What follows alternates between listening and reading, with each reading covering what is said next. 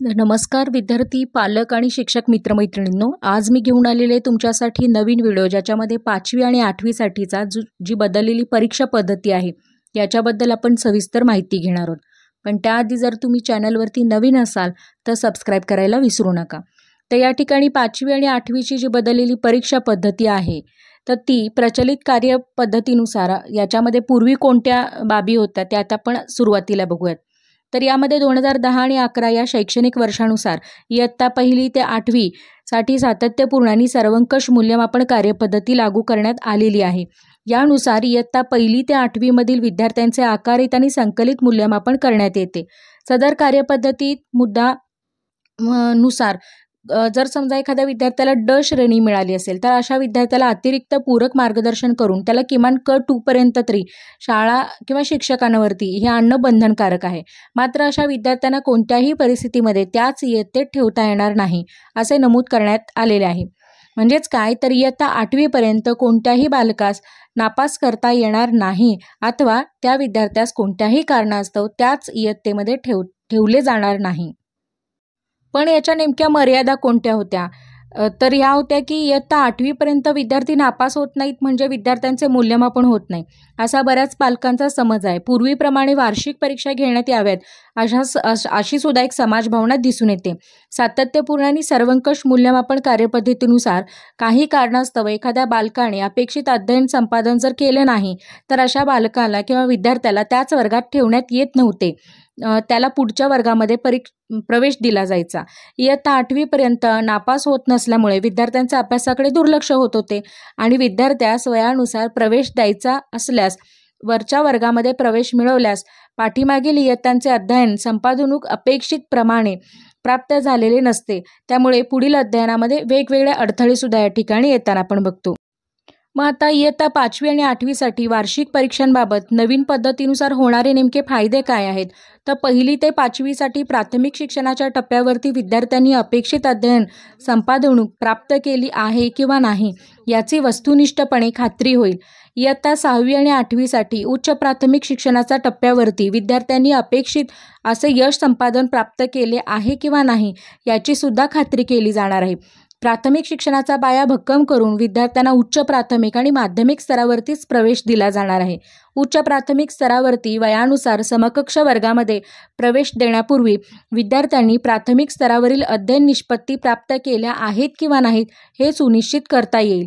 वार्षिक परीक्षेसाठी आवश्यकतेनुसार सवलतींचे वाढीव गुण आणि अतिरिक्त पूरक मार्गदर्शनाची सोय, पुनर्परीक्षेची संधी या विशेष प्रयोजनामुळे विद्यार्थ्यांच्यामध्ये परीक्षेबाबत आता असणारी भीती नक्कीच दूर होईल.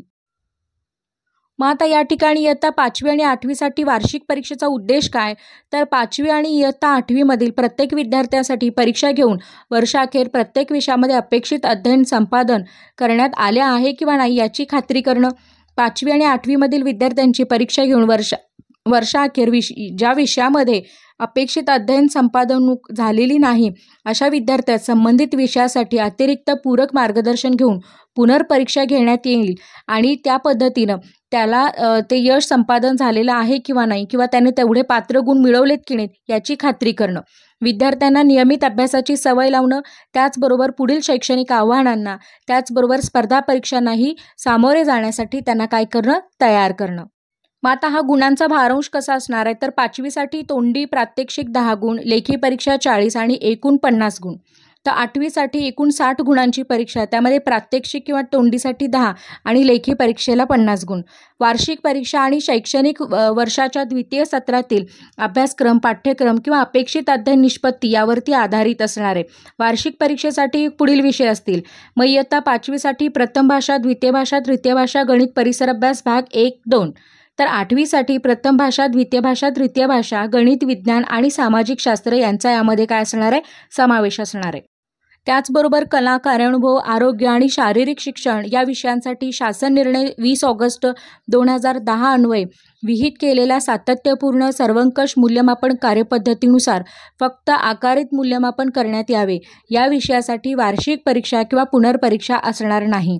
इयत्ता 5वी आणि 8वीसाठी वार्षिक परीक्षेचे आयोजन द्वितीय सत्राच्या अखेरीस म्हणजे साधारणपणे एप्रिल महिन्याच्या दुसऱ्या आठवड्यात शाळा स्तरावरती करण्यात यावे.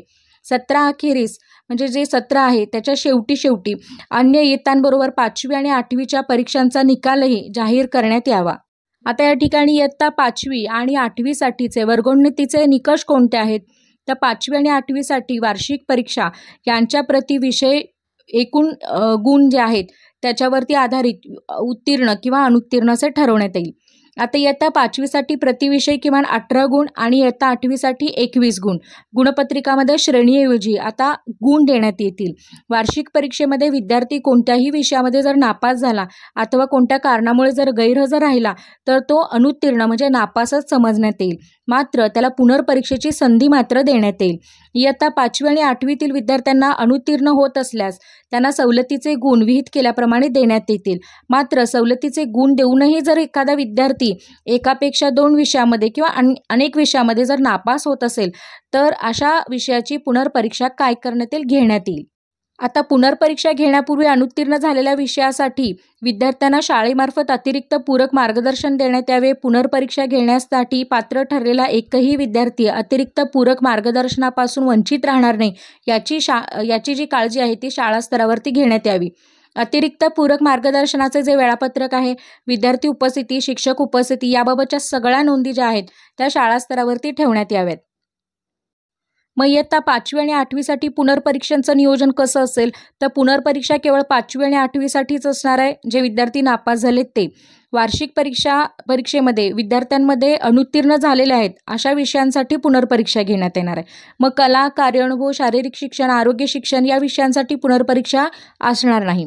आता पुनर्परीक्षेमधले जे गुण आहेत त्यांच्या आधारेच विद्यार्थी उत्तीर्ण किंवा अनुत्तीर्ण हे ठरवण्यात येणार आहे. मग आता याच्यामध्ये मी मगाशी म्हणाले सेम त्याच पद्धतीनं भारांश आहे. 5वीसाठी प्रात्यक्षिकला 10, लेखी 40 आणि एकूण 50. तसं 8वीसाठी प्रात्यक्षिक किंवा तोंडी जे आहेत ते 10 मार्काचे, लेखी 50 आणि एकूण 60 गुण आहेत. आता पुनर्परीक्षा ही पाठीमागील शैक्षणिक वर्षाच्या द्वितीय सत्रामधील अभ्यासक्रम, पाठ्यक्रम, अध्ययन निष्पत्ती यावरती आधारित असणार आहे. वार्षिक परीक्षेमध्ये उत्तीर्ण झालेल्या विद्यार्थ्यांकरता गुण सुधारण्यासाठी पुनर्परीक्षा असणार नाही. म्हणजे हा पेपर जो आहे तो फक्त नापास विद्यार्थ्यांच्यासाठीच असणार आहे, इम्प्रूव्हमेंटसाठी नाही.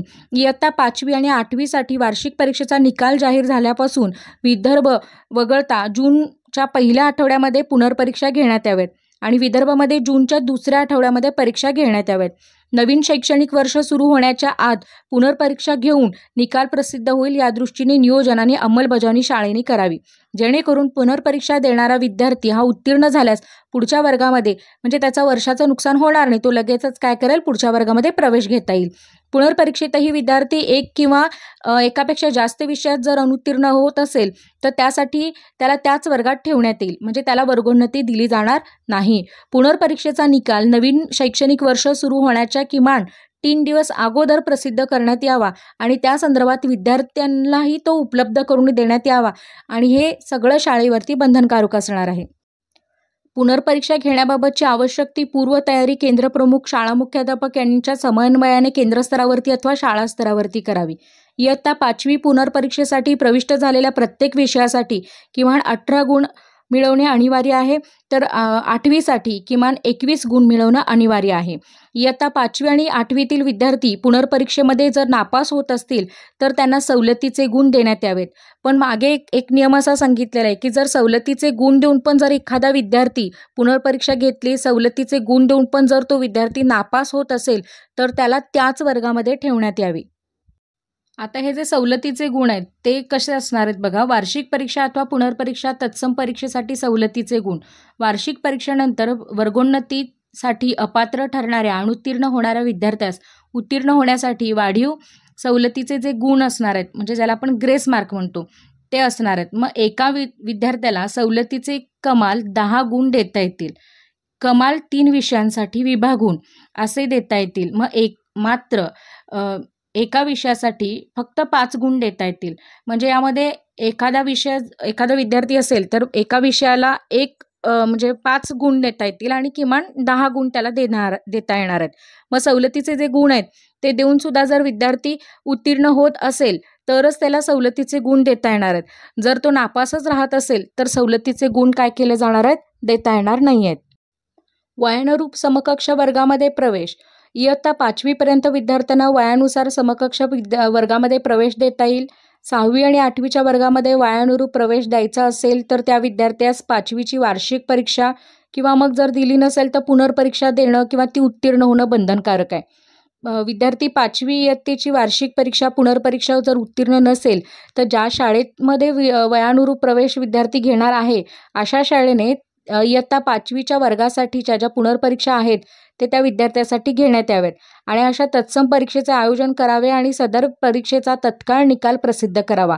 अशा परीक्षेमध्ये उत्तीर्ण झाल्यास विद्यार्थ्यास वयानुरूप समकक्ष वर्गामध्ये प्रवेश देण्यात यावा अथवा त्या विद्यार्थी आणि अनुत्तीर्ण झाल्यास त्याला त्याच 5वीच्या वर्गामध्ये काय करण्यात यावा, प्रवेश देण्यात यावा.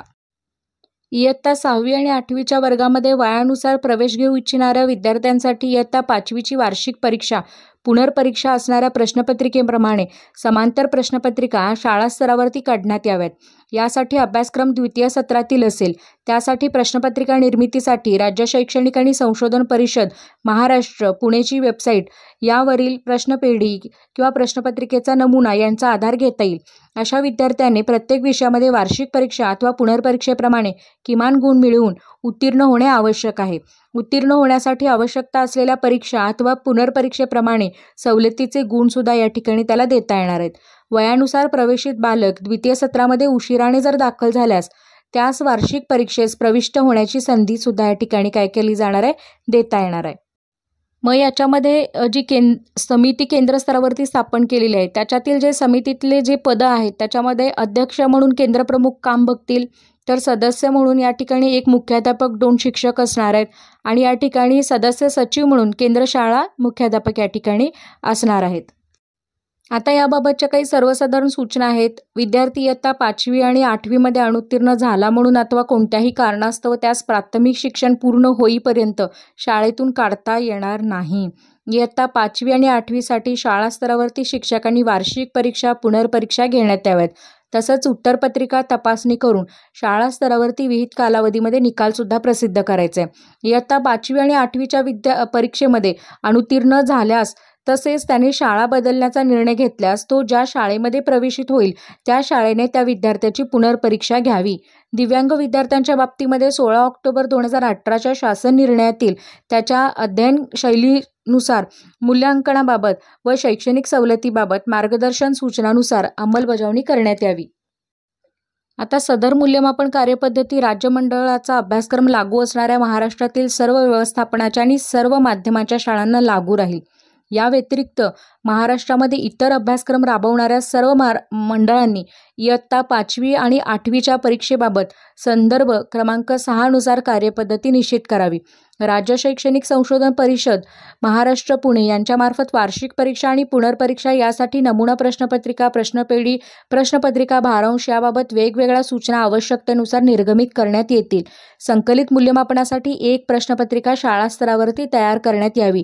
वार्षिक परीक्षा प्रश्नपत्रिका शाळा स्तरावरती तयार करण्यात यावी. सदर मूल्यमापन कार्यपद्धती केवळ 5वी आणि 8वीसाठी लागू राहील. उर्वरित इयत्तांसाठी मूल्यमापनासाठी शासन निर्णय 20 ऑगस्ट 2010 नुसारच सातत्यपूर्ण सर्वंकष मूल्यमापन कार्यपद्धतीचा या ठिकाणी अवलंब करावा. सदर मूल्यमापन कार्यपद्धती शैक्षणिक वर्ष 2023 आणि 24 पासून लागू राहील. त्याच्यासाठी प्रचलित सातत्यपूर्ण सर्वंकष मूल्यमापन कार्यपद्धती लागू असेल. गुणपत्रक, नमुना प्रश्नपत्रिका ज्या काही आहेत पुनर्परीक्षा आणि परीक्षेचे जे गुणपत्रक नमुना आहे तो या ठिकाणी परिशिष्ट 1 आणि 2 मध्ये देण्यात आलेला आहे. आता या ठिकाणी तुम्हाला स्क्रीनवर दिसत असणारे गुणपत्रकाचा नमुना इयत्ता 5वी आणि 8वीसाठी. मग याच्यामध्ये प्रथम भाषा, द्वितीय, तृतीय भाषा, गणित आहे. परिसर भाग 1 आणि 2 पर्यंत काय असणार आहे 5वीसाठी. त्याच्यानंतरचे जे विषय आहेत सामान्य विज्ञान 8वीसाठीचे खाली दिलेत बघा. मग याच्यामध्ये समाजशास्त्र आहे, कला, कार्यानुभव, आरोग्य शिक्षण या पद्धतीने. तर मला वाटतं की तुम्हाला हा व्हिडिओ समजला असेल तर नक्की माझ्या व्हिडिओला लाईक करा. जास्तीत जास्त शिक्षक मित्रमैत्रिणींपर्यंत हा व्हिडिओ शेअर करण्याचा प्रयत्न करा. मी पुन्हा एक असाच नवीन व्हिडिओ घेऊन तुमच्यासाठी येईन. तोपर्यंत काळजी घ्या. All the best. थँक्यू.